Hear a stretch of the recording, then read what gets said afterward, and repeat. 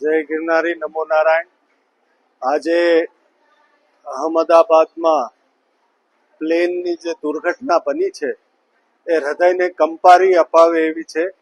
અને જે દુર્ઘટનામાં બધા મુસાફરો જે મૃતક પામ્યા છે એ બધાય મૃતક આત્માઓને હું મારા હૃદયથી શ્રદ્ધાંજલિ આપું છું.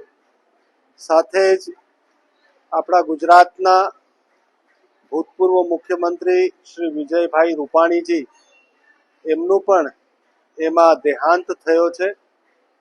હું એમને શ્રદ્ધાંજલિ આપું છું. આ ભાવભીની વાત કરતી વખતે હૃદય કંપી રહ્યું છે. પરમાત્મા બધા પરિવારોને સહન શક્તિ આપે, કેમ કે આ સહન કરવું જ અઘરું છે. જ્યારે દ્રશ્યો જોયા, કોઈ પણ માણસ આ દ્રશ્ય ન જોઈ શકે નરી આંખે.